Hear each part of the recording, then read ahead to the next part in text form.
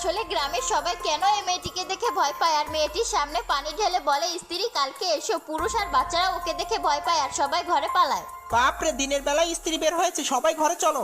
আরে আন্টি, সবাই এই মেয়েটাকে দেখে কেন পালাচ্ছে? আস্তে, এই মেয়েটির নাম মুখেও নিও না, এই মেয়েটি অনেক ভয়ঙ্কর, তুমি জোয়ান তাই বলছি। মেয়েটির কথা না শুনে ছেলেটি ওই মেয়েটির সাথে কথা বলতে চলে যায়। বন্ধুত্ব শুরুতেই ছেলেটি মেয়েটিকে একটি ললিপপ দেয়, মেয়েটি সেটা গ্রহণ না করে পা দিয়ে পিষে চলে যায়। কিন্তু ছেলেটি মেয়েটির আসল রহস্য জানার জন্য ওর পিছে পিছে যায়। ছেলেটি যখন মন দিয়ে শোনে স্ত্রীর ঘর থেকে আজব একটি আওয়াজ আসছিল। ভয় পেও না, এবার বেশি ব্যথা লাগবে না। তুমি আমার সাথে এমনটা কেন করছো? প্লিজ আমাকে এখান থেকে যেতে দাও। তুমি তো জানোই আমি এটা খেয়েই বেঁচে থাকি, তুমি যত চিল্লাবে ততই ব্যথা পাবে, তোমাকে এখানে কেউ বাঁচাতে আসবে না। চলো বাচ্চারা দাঁড়িয়ে যাও, আজকে তোমাদের সবার নাম ডাকবো। ইনা, মিনা, টিকা, শিলা, চিঙ্কু, পুঙ্কু, রকি। চলো এখন সব বাচ্চারা দৌড়ানোর জন্য রেডি হয়ে যাও। চলো। ততক্ষণে আমি একটু এখানে হাওয়া খেয়ে নিই। এক সৈনিকের রূপে তোমাকে সব পরিস্থিতিতেই যেতে হবে। স্যার, এই ছেলে তার পজিশন চেঞ্জ করেছে। ট্রেনিং এর সময় কথা কেন বলছো? ওদিকে যাও। স্যার, কিন্তু ও চুপচাপ 100 পুশ আপ লাগাও। তোমরা এদিকে এসে দাঁড়িয়ে যাও। চলো বাচ্চারা, আরো 3 কিলোমিটার দৌড়াবো। Yes, sir. এর থেকে ভালো আমি গাছে উঠে যাই। আরে ওরা এত জলদি চলেও আসলো, জলদি নিচে নেমে যাই। অনেক ভালো বাচ্চারা, তোমরা অনেক ভালো করেছো। হ্যাঁ স্যার, আমিও অনেক ক্লান্ত। অনেক ভালো আমার টাইগার। এভাবেই দাঁড়িয়ে থাকো। ওই ছেলে, মাত্রই তোমার হাতে কি ছিল? এটা তোর কাছে রাখ। ভাই এখন তুই ধর। ওকে ভাই। স্যার, আমার কাছে কিছু নেই। যদি কিছু এদিকে ওদিকে যায় তাহলে তোমাদের শাস্তি হবে। ধরা খেতে খেতে বেঁচে গেছি, একটু জুস খেয়ে নি। হ্যাঁ, তোমরা এভাবেই স্ট্রেস খারিয়ে থাকো। আপনি কেমন আছেন ট্রেনার? বাস আরেকটা চক্কর আছে, চলো বাচ্চারা আরেকটা চক্কর লাগিয়ে আমরা খেতে যাব। তোমরা লাগাও চক্কর, আমি তো গেলাম। আর হ্যাঁ, সবাই ভিডিওটি লাইক করে আমাদের চ্যানেলটিকে সাবস্ক্রাইব করবে কিন্তু। ছোট প্রথমবার তার গার্লফ্রেন্ড নিলামের সাথে গ্রামে যায়। গ্রামে পা রাখতেই ওর কাছে আজব কিছু মনে হয়, এখানে শুধু মেয়েরাই থাকতো। সবার নজর ওর দিকে ছিল, যেন কখনো পুরুষ দেখেনি। ছোটুর কাছে পরিবেশ ভয়ানক লাগে, তবুও সে নিলামের সাথে চুপচাপ ঘরে যায়। দরজায় শাশুড়ি হাতে ছুরি নিয়ে দাঁড়িয়ে ছিল। ছোট ঘাবড়ে যায়, তবুও সে বুকে সাহস নিয়ে বলে, হ্যালো আন্টি, আমার নাম ইয়াশ। এটা শুনে শাশুড়ি ছুরি লুকিয়ে ফেলে আর হেসে বলে, ভিতরে গিয়ে বসো। ছোট শান্তির শ্বাস নেয়, কিন্তু ভিতরের অবস্থা আরো খারাপ ছিল। হঠাৎ করে নিলামের ছোট বোন দৌড়ে এসে চিল্লিয়ে বলে, আমি ছোটর মাংস খাবো, জলদি দাও।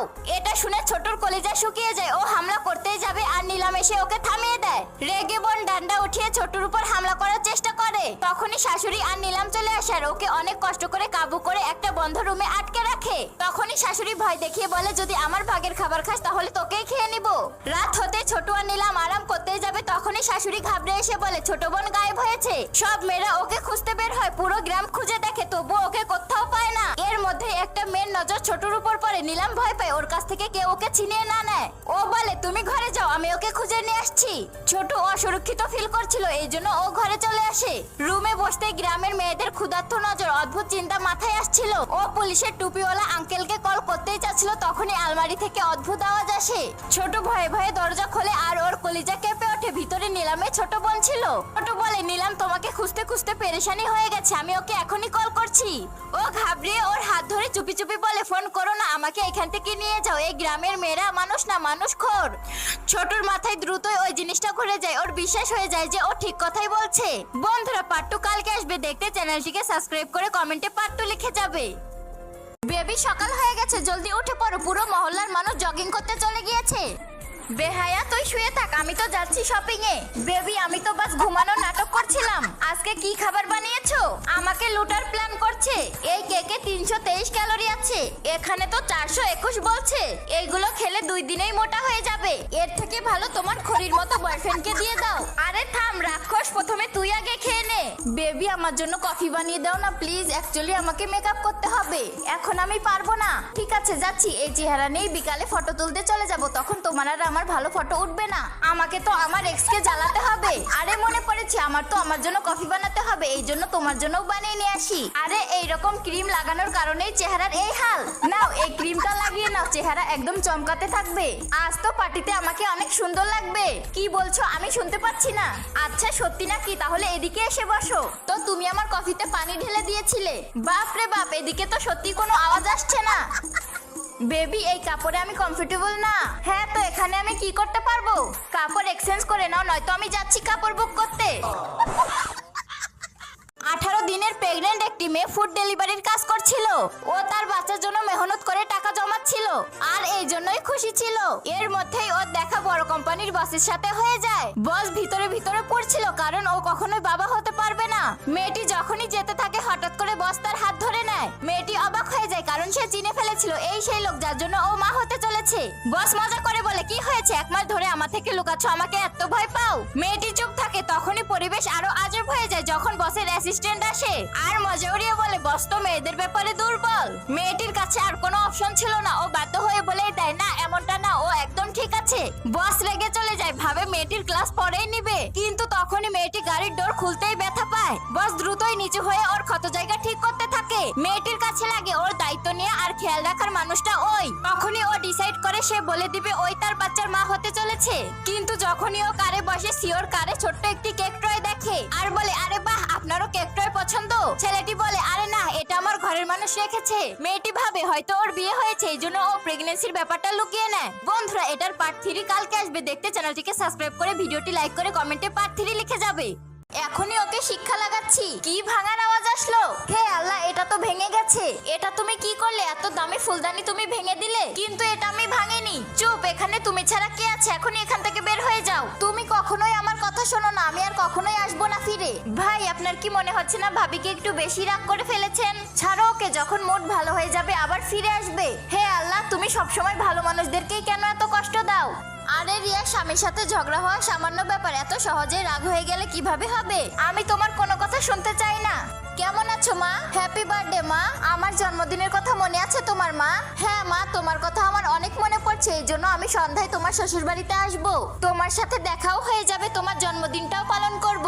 মা, তোমার পা ভালো হয়নি, তুমি ওখানেই থাকো, যখন ওর অফিস ছুটি হবে আমরা তোমার সাথে দেখা করে আসবো।